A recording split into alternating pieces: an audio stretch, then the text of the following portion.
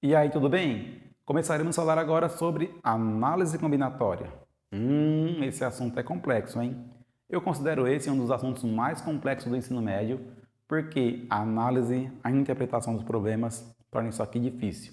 Matematicamente é tranquilo, você vai ver que é multiplicação e fatorial. Fatorial eu vou ensinar para vocês na próxima aula, fique tranquilo. Então vamos focar na análise e na interpretação, que é o importante aqui. E também vamos fazer as coisas com calma. Vamos começar hoje com o princípio fundamental da contagem, só isso, beleza? Indo devagar para te ajudar no entendimento desse assunto aqui que não é nada simples. Se você está gostando do meu trabalho aqui no YouTube, deixa o seu like. Se você não for inscrito no canal, te convido a assistir esse vídeo até o final. Você vai curtir o conteúdo, vai se inscrever, vai passar a acompanhar meus conteúdos semanais aqui de matemática e física. Às quartas-feiras, aula de matemática e aos sábados, aula de física, beleza? Então, ative a sua mente que a aula vai começar.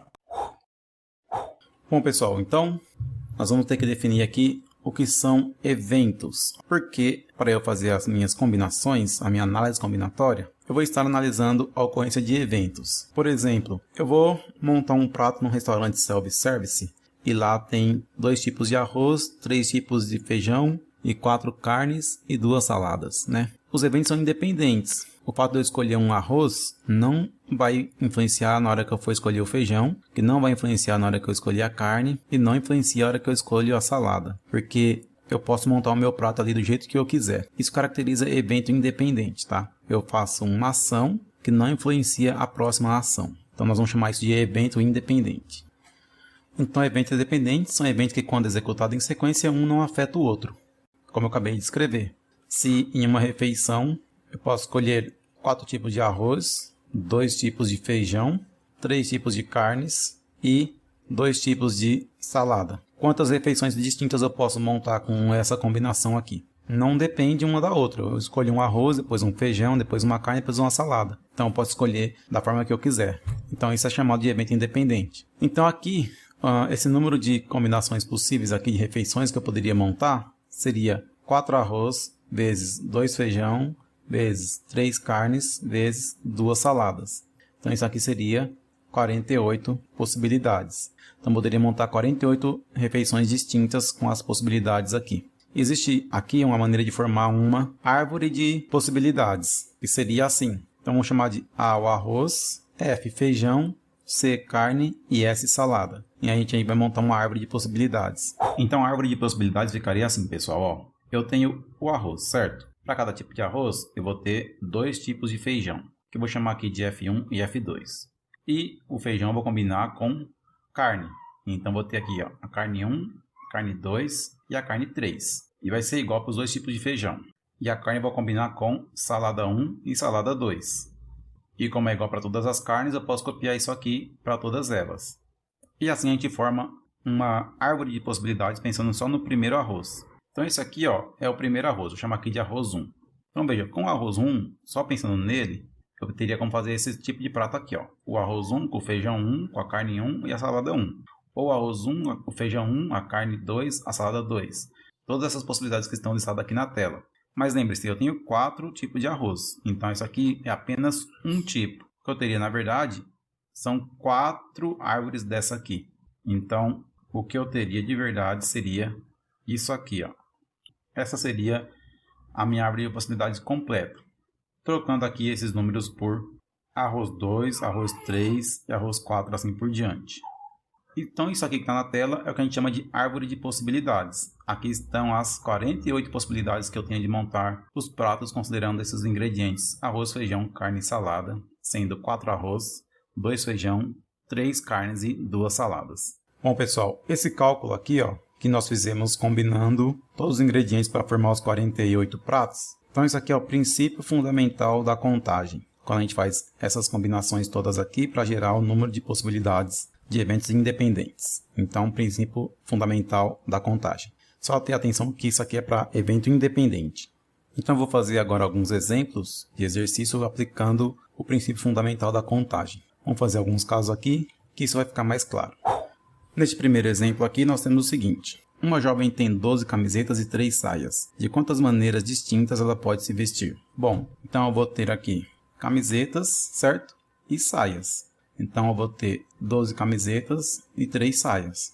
Então, a multiplicação disso dá 36 maneiras diferentes de se vestir. Como a gente fez lá naquele caso das refeições. Eu tinha 4 tipos de arroz, né? 2 tipos de feijão, assim por diante. Então aqui é bem simples, é só você multiplicar um pelo outro, quando você vai fazer um exercício desse tipo. Agora, poderia ser que tivesse mais uma peça de roupa aqui. Vamos ver o caso que tivesse mais uma peça de roupa. Esse caso aqui era bem simples, 12 camisetas e 3 saias, dá para se vestir de 36 maneiras diferentes. Agora vamos ver um outro exemplo que envolva mais uma peça de roupa. Vamos lá. Agora nesse exemplo aqui, nós temos algo diferente. Diz assim: uma jovem tem 5 camisetas, 2 saias e 5 calças. De quantas maneiras distintas ela pode se vestir, considerando que ela usará ou calça ou saia? Então vamos lá. Eu vou ter então 2 maneiras distintas de se vestir. Uma com camiseta e saia, outra com camiseta e calça, certo? Então vamos ter que separar isso. A primeira maneira de se vestir aqui é camiseta mais saia. E a segunda maneira de se vestir é camiseta mais calça. Se ela usar então camiseta e saia, ela vai ter camisetas vezes saias. Então, 5 camisetas, 2 saias. Ela tem 10 maneiras distintas de se vestir. Se ela usar camisetas com calça, ela vai ter camisetas e calças. Então, são 5 camisetas e 5 calças. Então, ela vai ter 25 maneiras distintas de se vestir. Então, como a jovem vai usar ou saia ou calça, de quantas maneiras distintas ela vai se vestir? 35 maneiras distintas. Então, seria essa possibilidade e essa possibilidade. Então, são 35 maneiras de se vestir. Beleza? Então, tem que tomar esse cuidado com os detalhes do enunciado, né? Nesse caso aqui, ele deixou claro que ela não poderia usar as 3 peças ao mesmo tempo. Saia, camiseta e calça, tudo ao mesmo tempo. Ela usaria ou camiseta com saia ou camiseta com calça. E aqui nós somamos, né? Tá vendo? Somamos 10 com 25, que ficou 35. Guarde esse princípio aqui. Quando você tiver condições que não envolvem tudo, você faz separado e depois soma as possibilidades de cada um. Então, foi mais um exemplo aqui falando sobre o princípio fundamental da contagem. Outro tipo de exemplo muito comum, exemplo com formação de números naturais. Vamos ver um caso desse. Considere os algarismos 1, 3, 4 e 7. Aí o item A ele fala assim: quantos números naturais de 4 algarismos podemos formar? E no item B ele fala: quantos números naturais de 3 algarismos distintos podemos formar? Então vamos lá, no item A ele só fala para formar os números naturais de 4 algarismos. Ele não fala nada além disso. Quando ele não fala nada além disso, isso indica que eu posso repetir os números, certo? Então poderia fazer, por exemplo, aqui, ó, 1, 1, 1, 1. Seria uma possibilidade aqui, tá? Pode ter repetição. Quando ele fala no item B, algarismos distintos, quer dizer que aqui vai ter o número 1, aqui não pode mais ter o número 1 em nenhuma outra posição. Eu nunca coloco 2 vezes o mesmo número, eu coloco sempre números distintos. Então no item A ele só falou para fazer com 4 algarismos, então ele permite aqui repetição. Então na primeira posição eu posso colocar qualquer um deles, então são 4 números, na segunda também qualquer um, na terceira também qualquer um, na quarta também qualquer um. Então isso aqui vai dar 4 elevado a 4. Então quantos números naturais de 4 algarismos eu posso formar aqui? Vai ser 4 à quarta, que é igual a 256. Tá? Então dá para formar 256 números naturais de 4 algarismos quando permite repetição.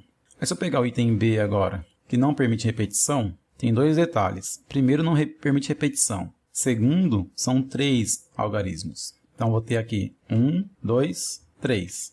Então, como não permite repetição, eu posso colocar qualquer número aqui na primeira posição. Porém, o número que eu coloquei aqui, na primeira posição, não vai poder vir aqui. Então, aqui eu só vou ter 3 possibilidades. O número que eu coloquei aqui e o número que eu coloquei aqui não pode vir aqui. Então, aqui só tem 2 possibilidades. Então, essa é a maneira diferente de fazer. Você vai ter que pensar se os algarismos são distintos ou não. Então, quando isso acontecer, você vai fazer dessa forma. Considera todas as possibilidades da primeira posição. A segunda não vai poder ser todas as possibilidades, porque já colocou um cara na primeira, e assim por diante. Então, nesse caso, podemos formar 24 números naturais com 3 algarismos distintos. Essa é a diferença entre você poder repetir ou não. Se repete, basta colocar o número total de algarismo em todas as posições. Se não repete, você vai ter que ir decrescendo conforme foi dado. Então, eu decresci do 4, 3 e 2 porque tem 3 possibilidades aqui, né? São números naturais de 3 algarismos. Então, é assim que você vai proceder com esse tipo de exercício de princípio fundamental da contagem. Beleza, pessoal? Essa foi uma introdução sobre análise combinatória. Vamos ter mais ou menos aí uns 5 vídeos para concluir esse assunto. Então já te convido, hein? Uma série de vídeos sobre análise combinatória todas as quartas-feiras a partir de hoje. E você vai se preparar cada vez melhor para o seu vestibular, para a sua prova, garantindo a sua vaga. Beleza? Então, se você gostou desse vídeo, deixa o seu like, se inscreva no canal, clique no sininho aí, ó, para receber notificações dos próximos vídeos. Acompanhe essa série aqui comigo, beleza? E compartilhe esse vídeo com a sua galera também, para todo mundo estudar, se preparar bem para o vestibular e todo mundo chegar aí bem preparado para as provas, beleza? Um abraço do professor Eliel, até o próximo vídeo e por hoje é só.